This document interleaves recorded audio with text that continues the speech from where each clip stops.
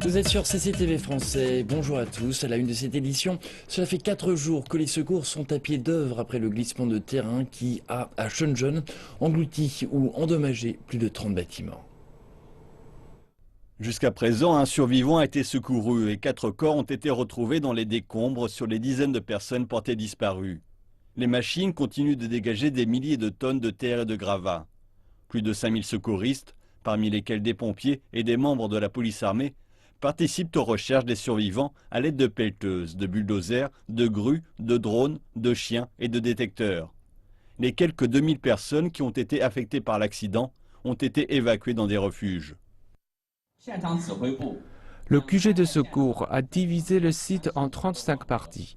Les opérations de secours ont été menées en même temps dans 19 zones de recherche. 6 passages ont été ouverts pour l'entrée des secouristes et des équipements. Les équipes de secours effectuent des roulements. Elles ont mené 9 recherches approfondies avec des détecteurs de signaux de vie et des chiens renifleurs. Un jeune homme a été secouru après être resté sous terre plus d'une soixantaine d'heures suite au glissement de terrain qui a eu lieu à Shenzhen. Le jeune homme se trouve actuellement dans un état stable. Un policier a raconté que les secouristes avaient réussi à s'introduire dans l'espace où le jeune homme se trouvait coincé et ont dû enlever la plupart des débris à la main. Les secouristes lui ont placé un masque à oxygène et une injection en intraveineuse alors qu'il se trouvait toujours coincé par les débris. Le glissement de terrain qui a eu lieu à Shenzhen a recouvert une superficie de 380 000 m² avec un dépôt d'une hauteur de 10 mètres. Une section de gazoduc se trouvant à proximité a éclaté, coupant le ravitaillement en gaz dans la ville voisine de Hong Kong. Toutes les salles sont soutenues par des poutres, donc ces espaces étroits et indépendants rendent nos recherches très difficiles. Nous devons percer un trou à travers pour trouver cette salle et se rendre compte de la situation, avant de chercher une autre salle et une autre entrée que l'on pourrait forcer. La Chine a rejeté les commentaires faits par le Japon à propos de son navire de patrouille à proximité des îles Diaoyu, qualifiant cette action d'irréprochable. Les îles Diaoyu et les îlots qui lui sont affiliés font partie du territoire chinois depuis les temps anciens. Les patrouilles par des navires de garde-côte chinois dans les mers qui y sont liées sont au-delà de tout reproche. L'équipement sur les bateaux des garde-côtes chinois est standard et pas différent de la pratique internationale. Les douanes chinoises vont devoir accélérer leurs réformes afin de stimuler le commerce. Les exportations et importations se sont en effet contractées en 2015 et l'année 2016 s'annonce du même acabit. Découvrons en images ce que prépare l'administration des douanes. La Chine subit des pressions commerciales baissières qui devraient s'accentuer en 2016 selon les douanes. Le volume commercial de la Chine au cours des 10 premiers mois de l'année a connu un recul par rapport à l'année précédente. L'objectif de croissance du commerce, qui est de 6% sur 2015, pourrait ne pas être tenu. Le porte-parole des douanes se montre prudent sur la question, tout en défendant la situation de son pays. Nous sommes le premier pays en termes de commerce et nous sommes toujours compétitifs au niveau des exportations. Notre part de marché augmente à l'échelle mondiale. De nouveaux secteurs industriels explosent en Chine, tels que le commerce en ligne, le tourisme et les acquisitions. C'est pourquoi nous avons constaté des gains avérés au niveau des colis et voyageurs transfrontaliers. Il existe des améliorations sous-jacentes, les entreprises privées ayant une part du commerce plus importante. Nous avons enregistré une croissance à 2 chiffres des exportations dans la téléphonie mobile et les équipements médicaux, et une hausse des exportations des produits des secteurs de l'électronique, des télécommunications, de l'aviation et de l'espace. Nous annoncerons les résultats annuels du commerce début 2016. Des réformes urgentes sont indispensables pour soutenir l'activité commerciale, car la demande internationale reste faible. Pour 2016, nous allons rationaliser les procédures de dédouanement, créer via Internet une procédure unifiée pour le dédouanement et les règlements commerciaux dans tout le pays. Cela va réduire les coûts des entreprises. Nous allons également adopter une réforme de l'offre, soutenir les entreprises ayant une forte activité à l'étranger et des commandes d'un montant élevé. Cette semaine, la Chine a officiellement conclu 2 accords de libre-échange avec la République de Corée et l'Australie, juste à temps pour la période de Noël et le pic commercial du Nouvel An. Sur le long terme, la Chine mise sur de nouvelles initiatives, telles que le plan « Une ceinture, une route » pour accélérer le déstockage de ses capacités excédentaires. D'un autre côté, un commerce plus libre avec ses partenaires du monde entier conduira les sociétés chinoises à affronter une concurrence plus acharnée, ce qui devrait renforcer l'engagement du gouvernement à réformer son secteur privé et créer plus d'emplois tout en éliminant ses entreprises les plus fragiles. En Chine, le Conseil des affaires d'État a décidé mercredi de diminuer ses tarifs de gros de l'électricité issue des énergies thermiques à compter du 1er janvier. Cette réduction sera de 3 centimes de yuan par kilowattheure. Les responsables indiquent que cela permettra aux entreprises, et en particulier aux PME, d'économiser 20 milliards de yuan. Cette baisse a été rendue possible par la chute continue des cours du charbon, provoquée par une offre très excédentaire d'énergie thermique. La conférence centrale de travail rural a débuté ce jeudi. Les décideurs chinois sont rassemblés pour discuter des mesures à prendre l'an prochain afin de stimuler le développement de vastes zones rurales de leur pays. Les politiques dont ils vont décider seront incluses dans le document annuel numéro 1 du gouvernement central. Les responsables chinois indiquent que pour l'année 2016, le document portera principalement sur l'intégration des secteurs primaires, secondaires et tertiaires dans les zones rurales, ainsi que sur l'agriculture moderne et le développement du commerce en ligne. La conférence centrale sur le développement urbain vient tout juste de s'achever à Beijing sur un grand nombre de propositions. Comment résoudre le problème du surdéveloppement à travers une planification urbaine plus efficace et l'intégration des travailleurs migrants dans le système des services urbains sont les questions les plus urgentes à traiter. Les gouvernements locaux ont soutenu avec enthousiasme l'extension des zones urbaines, mais elle s'avère souvent non nécessaire et résulte en un grand gaspillage des ressources publiques. La conférence centrale sur le développement urbain a souligné cette situation et a appelé une planification plus réaliste.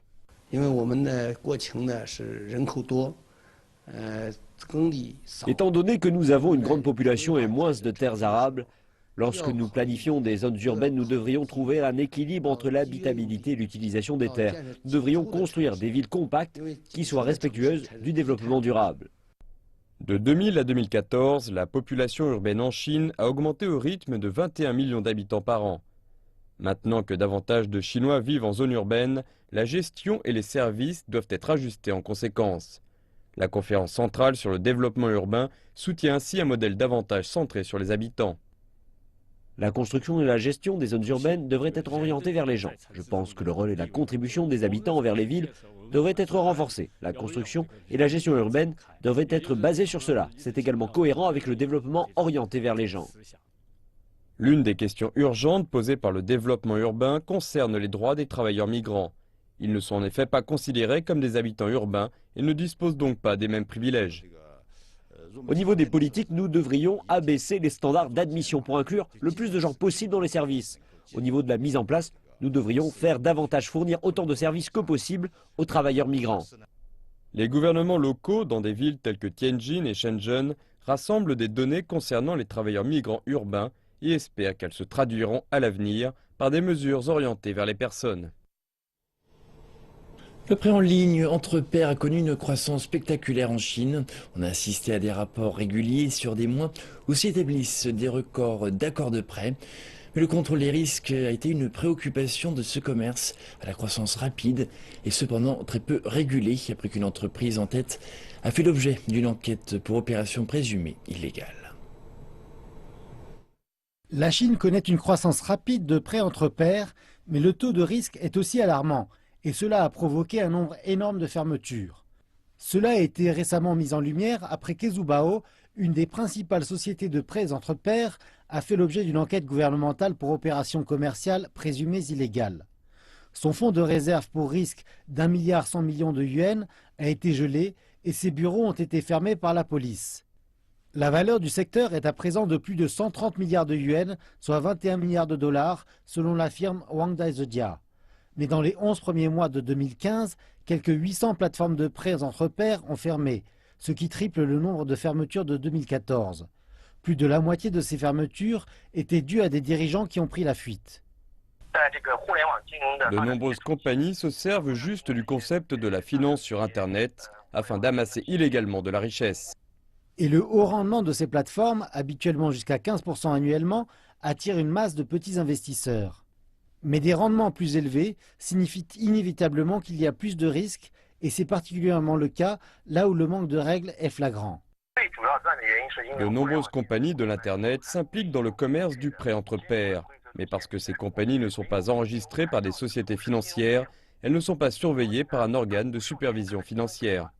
Des experts disent que des règles s'appliquant à tout le secteur et qui doivent être annoncées par le régulateur chinois du secteur bancaire révéleront les comportements illégaux répandus.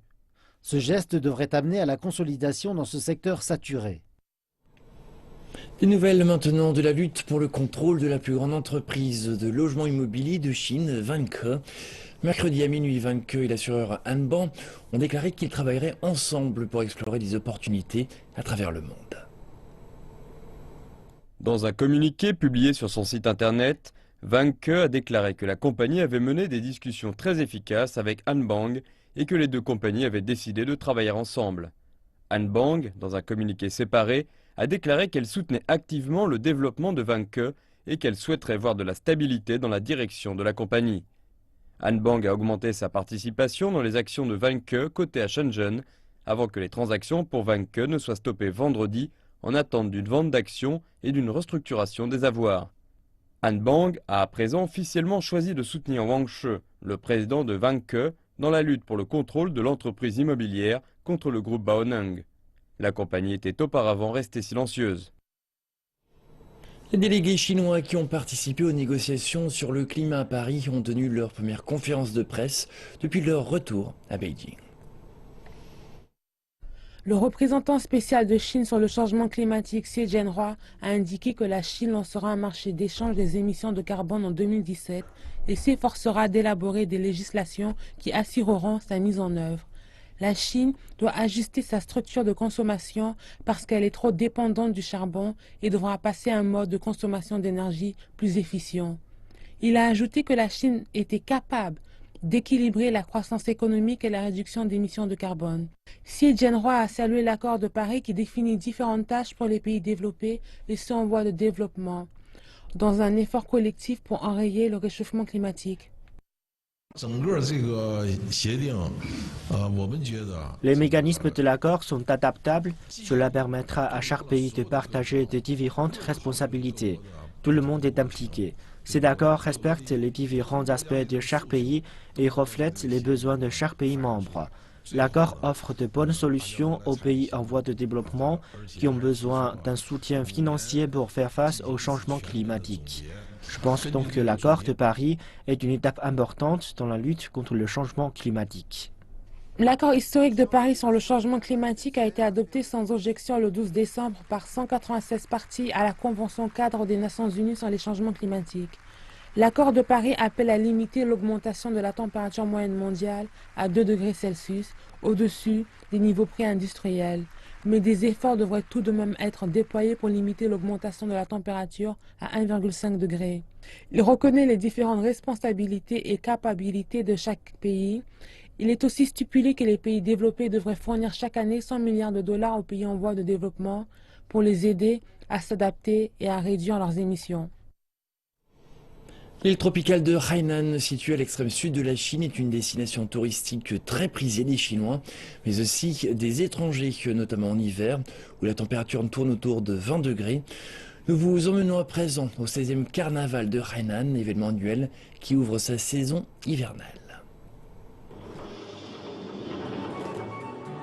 Était présent à la cérémonie d'ouverture du 16e carnaval du tourisme international de Hainan qui se déroule cette année du 27 novembre au 27 décembre à Haikou, chef-lieu de la province de Hainan. Plus de 300 invités originaires de Corée du Sud, de Malaisie, du Myanmar, des Philippines et d'autres provinces chinoises. Le vice-gouverneur de la province et le gouverneur de Jeju, province sud-coréenne jumelée avec Hainan, ont tous deux prononcé un discours en chinois. Les artistes locaux et étrangers, allemands et sud-coréens, ont offert un spectacle joyeux. 30 candidates au titre de Miss Monde ont défilé. La finale du concours Miss Monde aura lieu mi-décembre à Sanya, une cité balnéaire très connue de Hainan. Plusieurs milliers d'étudiants, de touristes et d'habitants de Hainan assistaient au spectacle.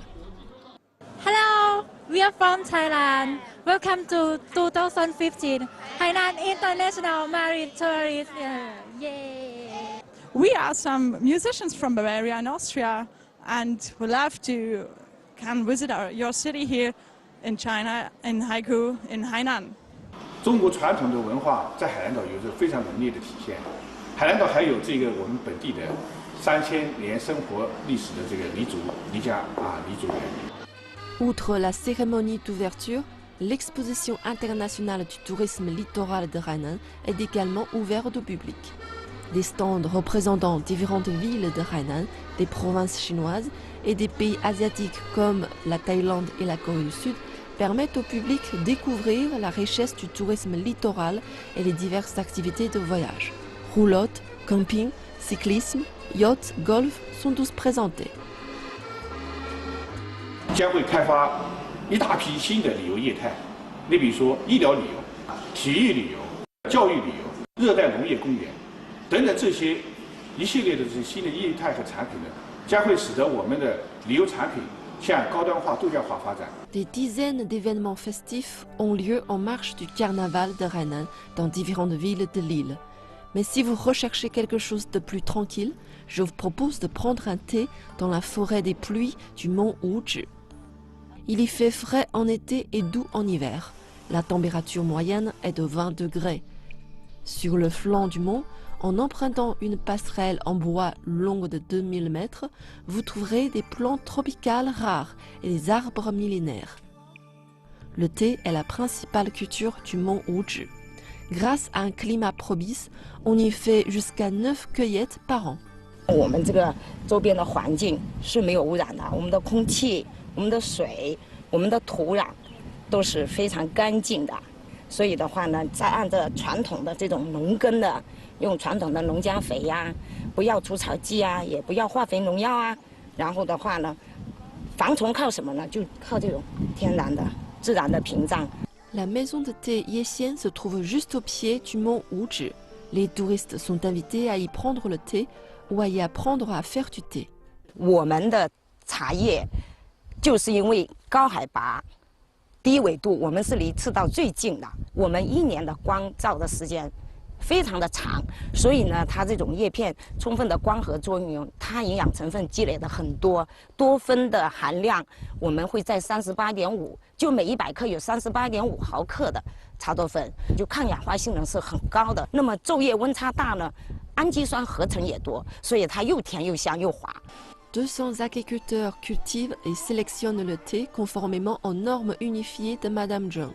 Les habitants de Hainan trouveront le thé Yessian dans les boutiques, les supermarchés et dans l'aéroport. Pour la clientèle lointaine, le thé peut s'acheter en ligne, principalement dans les grandes métropoles chinoises et les pays d'Asie. Et c'est la fin de cette édition. Merci de votre attention. Je vous retrouve tout à l'heure pour le prochain journal.